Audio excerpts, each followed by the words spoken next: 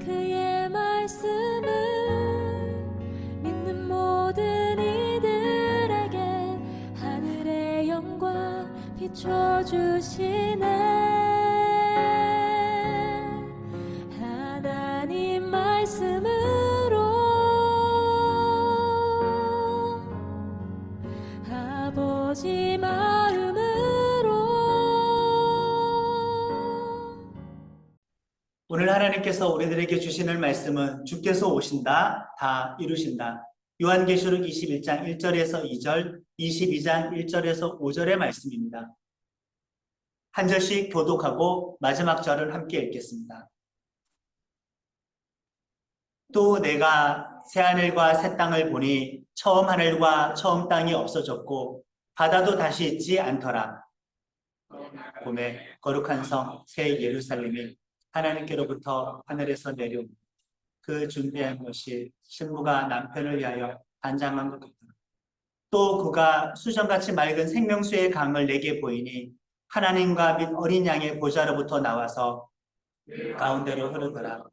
강 좌우에 생명나무가 있어 12가지 열매를 맺되 달마다 그 열매를 맺고 그 나무의 잎사귀들은 만국을 치료하기 위하여 다시 저주가 없으며 하나님과 그 어린 양의 보좌가 그 가운데 있으리니 그의 종들이 그를 섬기며 그의 얼굴을 불터이며 이름도 그들의 이마에 함께합니다. 다시 밤이 없겠고 등불과 햇빛이 쓸데없으니 이는 주 하나님의 그들에게 빛이십니다. 그들이 세세토록 왕노릇 하리로다. 아멘.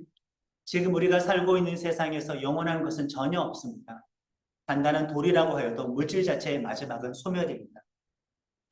청년 때 대단해 보였던 모든 사람들, 여러분들이 만약에 중년이 되었을 때 그 대단해 보였던 모든 사람들은 은퇴를 했거나 이 세상에서 사라지고 없을 겁니다. 문화도 여행도 길어봐야 그렇게 오래 가지는 못합니다. 인생을 열심히 살아서 크게 성공하고 유명세를 얻었다고 한들 최전성기를 과연 몇 년 유지할 수 있겠습니까? 20년, 30년간 최전성기를 유지할 수 있겠습니까? 끝이 있습니다. 다 잊혀집니다. 결국에는 다 지나가게 됩니다. 일단은 이런 것을 차치하고서라도 생명 자체에 끝이 있습니다. 젊을 때는 먹지 않았던 영양제를 제가 최근에는 꼬박꼬박 챙겨 먹으려고 합니다. 주중에 노안 안경을 맞췄습니다. 자존심을 굽히고 안경을 썼습니다. 정말 잘 보입니다. 건강식품 영양제 광고가 왜 이렇게 많은지 모릅니다. 모두가 건강하게 오래 살기 위해서 많은 관심을 가지고 있습니다. 누군가 큰 병에 걸려서 생명의 위협을 느끼지만 최선을 다해서 치료를 받는 경우도 많이 있습니다. 또는 의학적으로 어떻게 할 수 없는 중한 병에 걸렸을 때에는 하나님의 기적적인 도움으로 치유를 받는 경우도 있습니다. 큰 기쁨과 엄청난 체험과 간증이죠. 자연적인 치료를 받았던, 하나님의 은혜로 기적적인 치유를 받았던 결국에는 그러나 죽습니다. 얼마 버티지는 못합니다. 치유 집회 가서 육신의 질병을 치유를 받아도 그 놀라운 은혜에 대해서, 그 성령의 역사에 대해서 감격한다고 해도 결국에는 불과 몇십 년 뒤에는 어차피 죽게 됩니다. 그래서 우리는 은사와 기적보다 우선적으로 하나님의 말씀을 아는 것에 집중해야 하는 것입니다. 내 문제 해결보다도 하나님의 말씀을 아는 것이 우선해야 될 줄로 믿습니다. 저 스스로도 거울을 보고 병원에서 난치병이라고 했던 건설 피부병을 기도로서 선포하면서 치유받았던 그런 기억은 있습니다. 놀라운 간증을 가지고 있죠. 그럼에도 불구하고 어차피 늙어가고 어차피 죽습니다. 2000년 전 예수님께서 병자들을, 귀신 들린 사람들을, 죽었던 사람들을 고쳐주시고 살려주셨습니다. 대단한 일이죠. 놀라운 일입니다. 복음서에 다 기록이 되어 있습니다. 자, 그때 그 사람들 지금 어디에 있습니까? 그들도 다 죽어서 없어졌습니다. 새하늘과 새 땅, 영원한 하나님의 나라에서 우리가 영생을 하게 되는 둘째 부활을 경험하기 전까지 처음 하늘과 처음 땅에서의 모든 삶은, 모든 존재들은, 모든 물질들은 이렇게 끝이 있습니다. 우주에서 영원한 것은 없습니다. 그러나 다행인 것은 우리 사람이 첫째 하늘과 첫째 땅, 처음 세상에서 소멸한다고 해서 둘째 세상이 없는 것은 아닙니다. 성경은 둘째 세상을 말을 하고 있습니다. 사람이 땅에서 죽는다고 해서 사람의 존재가, 사람의 의식이, 그 자의식이, 그 인지하는 의지가 소멸되는 것은 아닙니다. 영원히 존재하게 됩니다. 새하늘과 새 땅에서 새로운 사람으로 영원히 존재하게 됩니다. 영생을 하게 됩니다. 조건은 있죠. 예수님을 믿는다면 말이죠. 그래서 하나님께서는 예수 믿는 사람들에게 영원을 추구할 수 있는 복을 주셨고 약속을 주셨습니다. 2000년 전 예수님이 처음 오셨을 때 그때부터 하나님 나라와 교회의 시대가 시작이 되었다고 말씀을 드렸어요. 예수님께서 십자가에서 죽으시고 부활하시고 승천하시면서 크게는 죄와 악과 그리고 사망의 권세가 깨어지게 되었습니다. 그리고 더 본격적으로 하나님의 나라와 교회의 시대가 진행이 되고 시작되고 있습니다. 이 기간이 예수님의 상징적인 숫자이지만 천년 통치 기간입니다. 교회의 시대입니다. 지금 우리가 그 시대를 살아가고 있고 아직 그 시대는 끝나지는 않았습니다. 이 천년 통치 시대, 교회의 시대의 그 마지막 끝에는 무엇이 있을까? 죄와 악과 죽음의 권세는 그때 다시 한번 어떤 기회를 놓고 최후의 발악을 하게 됩니다. 하나님을 적극적으로 대적할 겁니다. 이 세상에 더욱더 파괴적인 일을 일으킬 겁니다. 하나님의 백성들과 몸된 교회 공동체에 대해서 지독히도 괴롭히고 그들을 몰락시키려고 들 것입니다. 그것이 이 교회 시대의 마지막에 있을 일들이죠. 사실 지금 세상에서 벌어지고 있는 일들을 보면은 지금이 마지막 때가 아닌가 할 정도입니다. 한 주가 지나면은 이 이야기를 했는데 설교 때 재난에 대해서 이야기를 했는데 지나고 나서 주간의 뉴스를 보면 또 지구 어디선가 사건 사고는 터졌습니다. 큰 재난이 발생합니다. 기후위기, 전쟁의 위기, 전염병의 위기, 자연재해가 정말 이제는 강조해도 모자랄 만큼 이전보다 덜한 게 아니라 더 많이, 더 강하게 이 세상에서 나타나고 있습니다.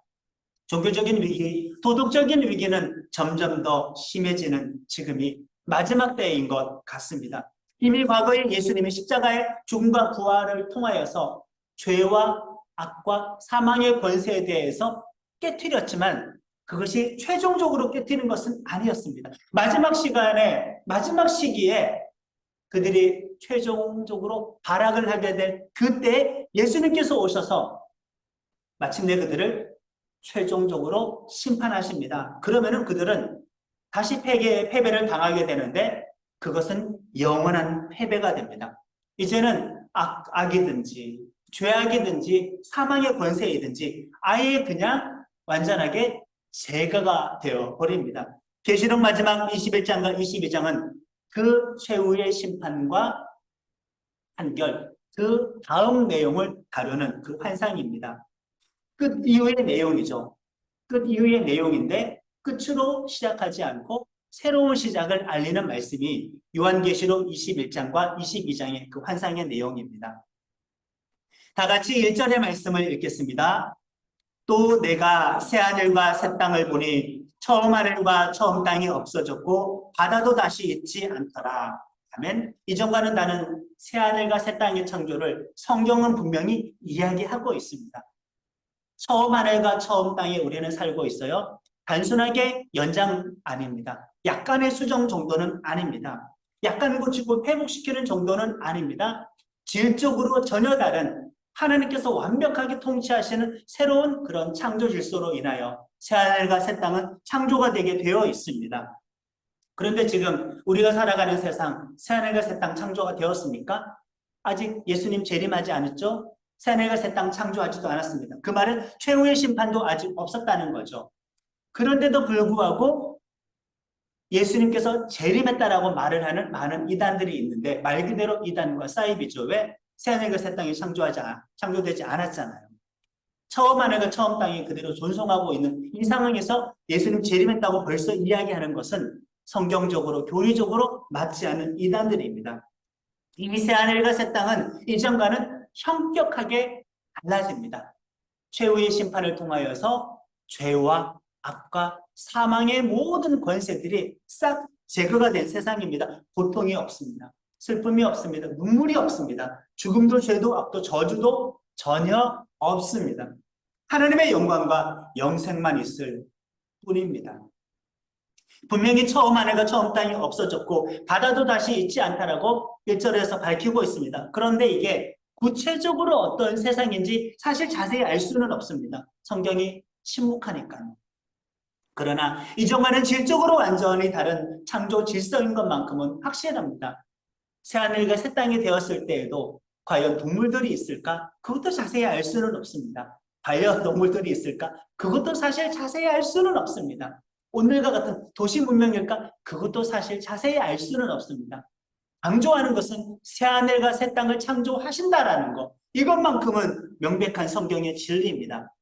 갑작스러운 하나님의 계획은 아니었어요. 애초에 처음부터 하나님께서는 이것을 염두에 두셨습니다. 에덴 동산이 최종적으로 완성될 하나님의 나라에 대한 모형일 뿐이었습니다. 에덴 동산에서 아담과 하와가 죄를 짓기 전에 하나님과 친밀한 관계였죠. 이것도 새하늘과 새 땅에서 구원받은 백성이 하나님과 친밀한 관계를 가진 그것의 모형일 뿐이었었습니다. 에덴 동산에서 타락하기 전 아담과 하와가 가지고 있었던 온 세상을 다스릴 수 있는 그 왕의 권한도 새하늘과 새 땅에서 구원받은 백성이 왕노릇하는 것의 모형일 뿐이었었습니다. 모든 것은 그냥 모형일 뿐이었었어요. 창세기 천지창조에서 하나님께서는 7일째 안식을 하셨어요.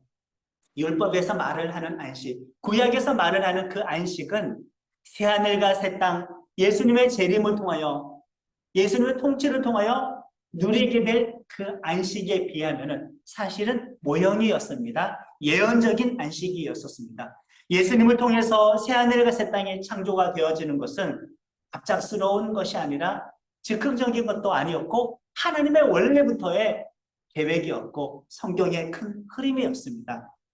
자, 이렇게 새하늘과 새 땅이 창조가 될 텐데 예수님께서 통치하시는 그 천년왕국의 시대, 그 교회의 시대, 예수 믿었다가 죽어 천국 간 사람들은 어떻게 해야 될까요?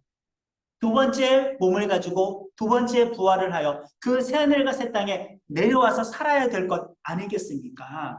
거기서 영생을 누려야 할 것이 아니겠습니까?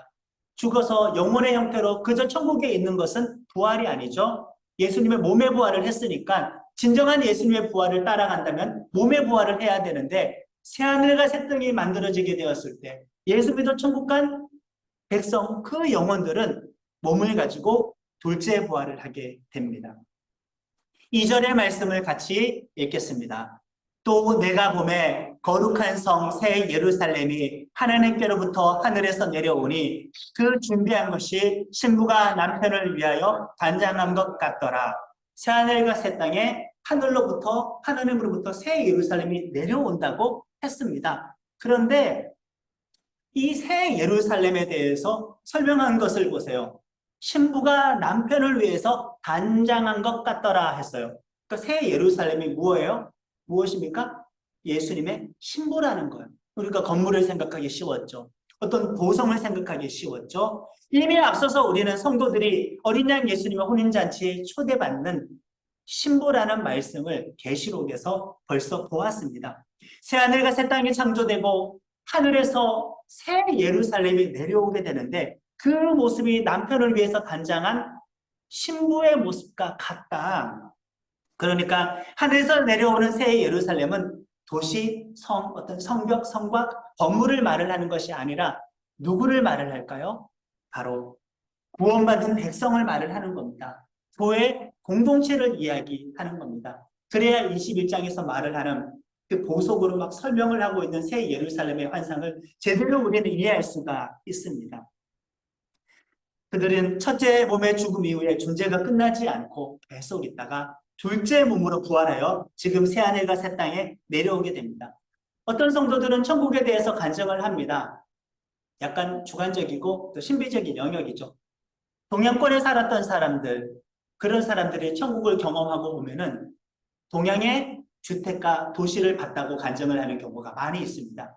서양인들이 천국 간증을 할 때에는 서양의 건물 형식과 그런 옷차림을 보고 천국의 모습이라고 그렇게 간증하는 것도 많이 듣습니다. 만약에 꽃을 좋아하는 사람이 천국 환상을 보면 무엇을 보겠습니까? 꽃밭을 보게 되겠죠. 어린아이들이 천국 환상을 보면은 무엇을 보게 될까요? 장난감 나라와 과자 나라를 볼 수도 있습니다. 그렇기 때문에 천국에 대해서 환상으로 보이는 것을 문자적으로 이해하지는 말아야 한다. 상징적인 의미입니다. 새하늘과 새 땅에 대해서 성벽이 있고 길이 있고 문이 있고 기초석이 있고 보석으로 막 포장이 되어 있으니까 건물인가 보다, 도성인가 보다, 그것이 아니라 공간인가 보다, 그것이 아니라 신부입니다. 하나님의 백성, 구원받은 백성이 새 예루살렘이 되어지는 겁니다. 특히 천국 환상을 볼 때 많은 사람들이 성과 집과 길이 보석과 금으로 꾸며져 있는 환상을 많이 본다고 간증을 하는데, 요한계시록 21장의 영향이 많이 크다고 볼 수가 있죠. 정확히 계시록 마지막에 등장하는 이 새 예루살렘은 건물이 아니다. 문자적인 보석들이 아닙니다. 많은 사람들이 이 부분에 있어서 크게 오해를 하고 잘못 해석을 하고 있습니다.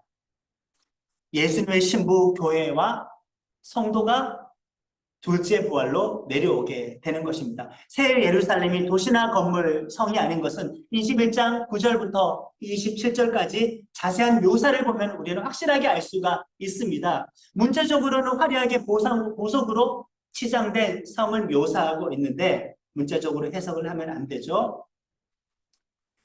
말씀을 다 읽어보겠습니다. 21장 10절부터 21절입니다. 거룩한 성 예루살렘을 보이니 12문이 있는데 그 문들 위에 이름을 썼으니 이스라엘 자손 12지파의 이름들이라. 그 성의 성곽에는 12기초석이 있고 그 위에는 어린 양의 12사도의 12이름이 있더라. 그 12문은 12진주니. 아멘. 우리 계시록을 우리 이미 많이 배웠어요. 12가 상징하는 것을, 여기에 12지파의 이름이 문에 새겨져 있어요. 그 성곽의 기초는 12기초석이 있는데 12사도의 이름이 새겨져 있어요. 구약 12지파, 신약 12사도의 그 이름이 다 새겨져 있습니다. 온통 12, 12입니다. 그러면 예루살렘이 무엇을 말을 하는 걸까요? 구약 12, 신약 12 더하면 24장로였죠. 이 24장로는 구원받은 백성을 대표한다고 계시록에서 이미 우리는 배웠습니다. 그러니까 새 예루살렘은 문자적으로 건물로 해석할 것이 아니라 우리가 되는 겁니다. 우리는 새하늘과 새 땅에 내려와서, 부활하여서 내려와서 영생을 살아가게 된다. 나를 바로 이야기하고 있는 것입니다. 이 성에 출입할 수 있는 자격을 보면은 이 사실은 더 명백해집니다. 21장 27절의 말씀을 읽겠습니다. 무엇이든지 속된 것이나 가증한 일 또는 거짓말하는 자는 결코 그리로 들어가지 못하되 오직 어린 양의 생명책에 기록된 자들만 들어가리라. 아멘. 새 예루살렘은 구원받은 하나님의 백성입니다. 예수 믿어서 생명책에 기록된 사람들만 거기 들어가는데 그 12사도의 이름이 새겨져 있고 12지파의 이름이 새겨져 있습니다. 근데 이들에 대한 묘사를 보면은 너무 휘황찬란합니다. 길은 그냥 금으로 도로가 깔려 있습니다. 문은 거대한 진주 덩어리입니다. 진주 하나입니다. 엄청나게 큰 거죠. 각종 보석들이 그 도시를 장식하고 있습니다. 그런데 그 예루살렘이 성도라고 했으니 무엇을 말을 할까요? 구원받아 부활하게 될, 새하늘과 새 땅에서 부활하게 될 성도들은 이렇게 휘황찬란한 영광스러운 존재가 된다. 어마어마한 축복의 약속이 우리들에게 해당이 됩니다. 처음 창조와 비교가 안 됩니다. 이거. 에덴 동산과 비교가 안 됩니다. 처음 인간의 모습과도 비교가 안 됩니다. 처음 이들이 누렸던 그 안식과도 비교가 안 되고 처음 이들이 가지고 있었던 그 권세와도 비교가 안 됩니다. 더 이상의 어둠은 없습니다. 어떠한 악도, 죄도, 사망도, 죽음도, 저주도 없습니다. 싹 사라졌습니다. 성도들이 새 예루살렘으로 둘째 부활을 경험할 때 모든 악한 자들은 둘째 부활에 참여하지 못하고 반대로 둘째 사망에 참여하여서 영원히 분리가 되어서 형벌을 받게 됩니다. 이것이 성경적인 종말론 메시지입니다. 새하늘과 새 땅에 임하는 하나님의 백성 새 예루살렘은 어떤 은혜를 누리게 되겠습니까? 21장 1절에서 2절 말씀 함께 읽겠습니다. 또 그가 수정같이 맑은 생명수의 강을 내게 보이니 하나님과 및 어린 양의 보좌로부터 나와서 길 가운데로 흐르더라. 강 좌우에 생명나무가 있어 12가지 열매를 맺되 날마다 그 열매를 맺고 그 나무의 잎사귀들은 만국을 치료하기 위하여 있더라. 아멘. 여기에 보면은 생명수의 강이 한가운데로 흐른다고 합니다. 그 성의 한가운데로. 생명수의 강이 한가운데로 흐르는데 그 강의 좌우에는 생명나무가 있는데 달마다 열매를 맺는다고 이 환상을 이야기하고 있습니다. 생명수의 강은 요한계시록에서 성령님을 상징했어요. 하나님과 어린 양의 보좌로부터 흘러나오는 생명수는 성경에서 성령님입니다. 이것은 무엇을 뜻할까? 새 예루살렘 하나님의 백성 공동체에게 구원받은 사람의 그 중심으로 성령님이 흘러지나간다. 하나님과 완전한 친밀한 관계가 형성이 된다는 거예요. 성령이 완전한 내주하신가, 그 충만하신가, 교통으로 말미암아 하나님과 더 이상 가까워질 수 없을 정도로 친밀한 관계를 누리게 됩니다. 그리고 달마다 생명나무 열매가 맺힌다고 했어요. 일시적인 영생이 아니라 이것은 정말 영원한 생명이 되어지는 겁니다. 22장 3절과 4절의 말씀을 같이 고백합니다. 다시 저주가 없으며 하나님과 그 어린 양의 보좌가 그 가운데 있으리니 그의 종들이 그를 섬기며 그의 얼굴을 볼 터이요 그의 이름도 그들의 이마에 있으리라. 아멘. 다시 저주가 없고 하나님과 어린 양의 보좌가 그 가운데에 있어요. 거리감이 전혀 없습니다. 하나님의 얼굴을 볼 터이니 친밀감의 끝장입니다. 정말 끝판왕입니다. 모든 죄와 악과 사망과 타락은 이미 다 극복이 되어집니다. 우리는 다시 하나님과 영원히 하나가 되어지는 것입니다. 에덴 동산에서 인간이 죄를 지었을 때 하나님과의 관계가 끊어졌고 그들에게 생명이 없었죠. 하나님께서 혹시나마 타락한 이 사람들이 에덴 동산 동편에 있었던 생명나무를 먹을까봐 생명나무로 가는 그 길을 천사들을 보내어서 차단시켰어요. 그러나 이 성경의 맨 마지막에 있는 이 내용을 보면은 생명나무가 차단이 되어 있습니까? 그냥 내 안에 들어와 있어요. 그리고 12달 내내 열매를 맺어요. 생명나무로 가는 길이 막혔었다가 여기서는 열리게 되는 겁니다. 성도 안에서, 성도 그 내면 안에서 이렇게 열리게 되어지는 거죠. 그러니까 에덴 동산에서 무너졌던 것, 에덴 동산에서 망가졌던 것, 영적으로 오염되었던 것, 타락했던 것, 부패했던 모든 것들이 그냥 회복 차원을 넘어서 그 이상의 영광으로 새로워지는 것이 새하늘과 새 땅이고 새하늘과 새 땅에 임할 예루살렘이 누리는 특권이 되어지는 것입니다. 22절 말씀 같이 읽겠습니다. 성 안에서 내가 성전을 보지 못하였으니 이는 주 하나님 곧 전능하신 이와 및 어린 양이 그 성전이십니다. 아멘. 성령이 흐른다고 했어요. 하나님을 얼굴로 대하여 본다고 했어요. 어린 양과 그리스도의 하나님의 보호자가 그 가운데 머문다고 했어요. 하나님과의 거리감은 전혀 없어요. 하나님의 임재가 없는 것이 없어요. 그냥 하나님의 임재 무제한입니다. 무제한. 그러니까 하나님을 따로 섬기기 위한 성전이 필요가 없어요. 하나님을 만날 성전이 소용이 없게 되는 겁니다. 그냥 하나님과 어린 양 자체가 성전이 되어지는 거죠. 우리는 이 새 예루살렘입니다. 이 새 예루살렘의 내가 한 구성 요소입니다. 그런 한 영혼입니다. 새 예루살렘은 또한 개인적이지는 않습니다. 이 새 예루살렘은 지극히 공동체적입니다. 새 예루살렘을 상징하는 보석, 문, 기초석이 거의 다 몇 개였어요? 12이었어요. 12진주문, 12기초석. 온통 12, 12였어요. 계시록에서 12는, 신약에서 12는 이스라엘 백성 공동체 전체를 뜻하는 상징적인 숫자가 아닙니까? 새 예루살렘은 개인적이지 않다. 공동체적이다. 많은 사람들은, 현대인들은 믿음 생활을 할 때에도 공동체적인 믿음을 가지기보다는 개인적인 믿음을 가집니다. 교회 공동체에 소속되지 않고도 혼자만의 믿음으로 교만하게 내가 이 정도면 바른 믿음이라고 생각하거나 구원받는 믿음이라고 생각합니다. 공동체적인 믿음에 왜 소속되지 않느냐라고 이야기를 하냐면은 물론 타락한 잘못이 있는 몇 개의 교회 핑계를 대면서 본인의 개인적인 믿음을 합리화하기도 합니다. 그러나 그것은 성경적인 것은 아니다. 구원은 공동체적이다. 새하늘과 새 땅에 임할 새 예루살렘은 공동체적으로 임한다. 열둘, 열둘, 열둘입니다. 나는 교회 공동체가 새하늘과 새 땅에서 새 예루살렘으로 함께 하나님의 영광을 누렸으면 참 좋겠습니다. 행복한 상상을 한번 해봅니다. 함께 영생과 하나님과 친밀한 사귐을 누리고 하나님을 섬기는 나는 교회 공동체가 속히 다가왔으면 좋겠습니다. 21장 새 예루살렘에 대한 환상에 이어서 계시록은 22장으로 마치게 됩니다.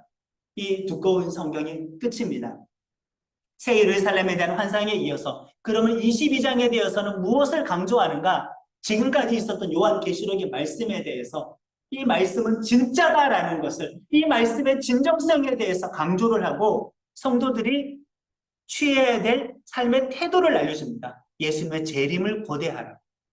22장은 말씀의 진정성을 강조함과 동시에 성도들에게는 예수님의 재림을 고대하면서 살라, 그것을 이야기합니다. 사실 이게 필요한데 우리들에겐 부족합니다. 종말론에 대해서 별로 관심이 없습니다. 하나님 나라가 뭔지도 모르고 새하늘과 새 땅에 대한 정확한 성경적인 이해도 없고 새 예루살렘에 대해서도 성경적인 이해도 없고 그냥 이 하나님 믿고 신앙생활하는 게 현실적인 복받아 누리는 정도, 이것은 이 영원한 약속에 비해서 성경의 마지막에 비해서는 하는 먼지만도 못한 그런 티끌 정도의 복일 뿐인데 그것이 신앙생활 전부를 차지하고 있는 것은 아닌가. 말씀에 대한 깊이 있는 이해도 싫어하고 있습니다. 그러나 계시록의 마지막이 정말 중요합니다. 이것을 강조하고 있습니다. 10절의 말씀 같이 읽겠습니다. 또 내게 말하되 이 두루마리의 예언의 말씀을 임봉하지 말라. 때가 가까우니라. 환상을 요한에게 보여주었던 천사가 이 두루마리의 말씀, 계시록을 말을 하죠. 이거 더 이상 은폐하지 말아라. 임봉하지 말아라. 이거 오픈해라. 공개해라. 강조하고 있는 겁니다. 이 말씀은 참말이다. 절대적으로 믿을 수 있는 말이다. 믿어야 한다. 계시록의 환상과 예언의 진정성을 이렇게 지금 강조하고 있어요. 계시록은 어떤 꿈과 착각이 아니에요. 정신착란이라든가 환청이 아니라 현실성이 전혀 없는 그냥 영적인 이야기로 끝나는 것이 아닙니다. 이 두루마리에 대해서 임봉하지 말아라. 이 말씀에 보증하고 있는 거죠. 말씀의 신뢰성을 보증하고 있는 그 표현입니다. 덮어둘 말씀이 아니에요. 나중으로 미뤄둘 말씀이 아닌 것. 임봉하지 말아야 합니다. 강조해야 하고 배워야 하고 전해야 될 말씀입니다. 성경의 마지막입니다. 13절을 함께 합니다. 나는 알파와 오메가요, 처음과 마지막이요, 시작과 마침이라.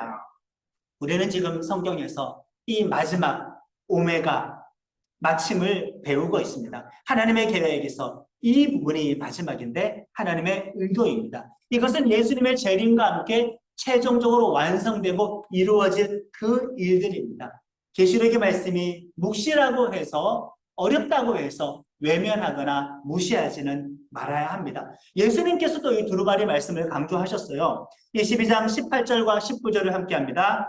내가 이 두루마리의 예언의 말씀을 듣는 모든 사람에게 증언하노니 만일 누구든지 이것들 위에 더하면 하나님이 이 두루마리에 기록된 재앙들을 그에게 더하실 것이요 만일 누구든지 이 두루마리의 예언의 말씀에서 제하여 버리면 하나님이 이 두루마리에 기록된 생명나무와 그 거룩한 성에 참여함을 제하여 버리시리라.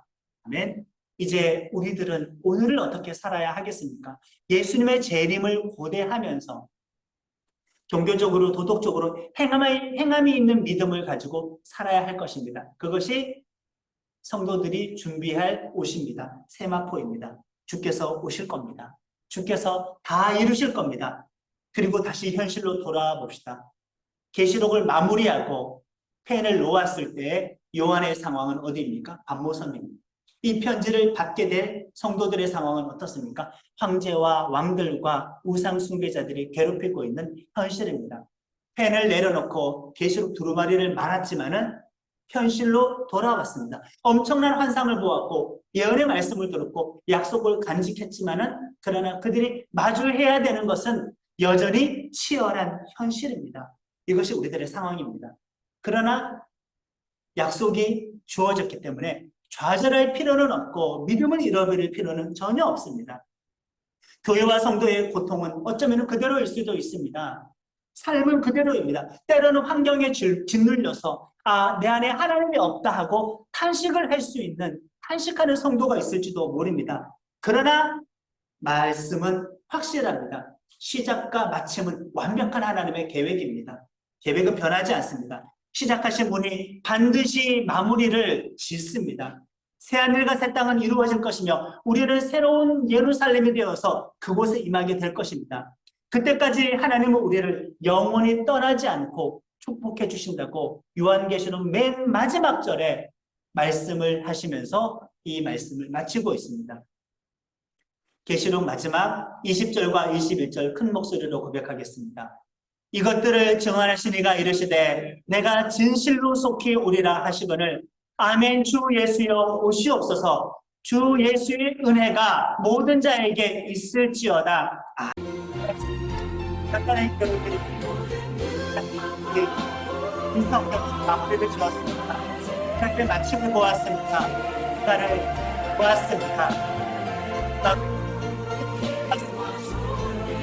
우리 계획의 그 완성을 보았습니다. 우리들의 믿음을 보았습니다. 그것을 품고 우리들은 다시 감모성으로 돕고옵니다. 아시아 일곱교회로 뜯어 현실의 삶으로 뜯어 하나님 아버지 그런 성도들이 정말 움직인 신앙을 그것이 정말론입니다. 희망찬 정말론으로 은혜하게 그런 삶을 택하는 은혜는 바랍니다. 예수님을 위해 북한성 예루살렘 그 교회가 됐다. 하나님 교회가 새 예루살렘이 됩니다. 모든 성도들이 이 새 예루살렘에 하나님과 세상에서 하나님의 일이 받는 것과 하나님 그 마지막에 이르도록 더 나아가서 자가 되게 하소서. 신의 자가 되게 하소서. 영광을 맛보게 하소서. 싸게 하소서. 하나님 믿음으로 충만한 자가 되게 하소서. 똑같은 믿음으로 그냥 잡아주시고 동행하여 주시옵소서. 성품으로 충만하기를 원합니다. 영생의 강에 내 안에 흐르기를 원합니다. 이하여 하나님과 친밀한 사귐을 영원히 누릴 수 있도록 그 은혜 누릴 수 있도록 지금부터 하나님 성령으로 우리를 이끌어주시고 우리와 동행하여 주시고 하나님의 형상을 완전하게 회복하기를 원합니다. 부활에 참여하기를 원합니다. 아버지 모든 죄와 악과 사망이 간단하게 제거가 된 그 땅에 이르기를 원합니다. 그 때에 이르기를 원합니다. 항상 완전하게 회복된 죄와 소명을 입기를 원합니다. 까지 주장하여 주시고 완전케 하소서. 우리도 완전케 하소서. 영원한 안식에 머무는 우리를 도와주시오 원합니다. 마지막 때를 지금 우리가 살아가는데 법적으로 깨어있기를 원합니다. 정말 마지막 때일 것 같습니다. 것 같습니다. 영적으로 깨어있어 마지막 때에 승리하는 성도가 되게 하소서.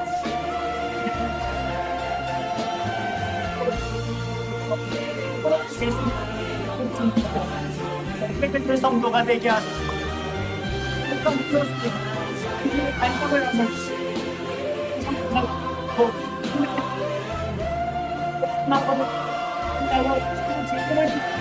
그런 성도가 되게 하소서. 나는 교회가 되게 하소서. 이런 은혜로 우리를 마지막까지 도와여 주십시오. 예수님의 이름으로 드립니다. 하나님 아버지의 사랑과 예수님의 은혜와 성령님의 감동, 감화, 역사하심이 예수님의 재림을 고대하면서 새 예루살렘으로 합류할 준비를 하기로 결단하는 나눔교회 지체들에게 지금부터 영원토록 함께하여 주시기를 간절히 축원하옵나이다. 아멘. 그의 말씀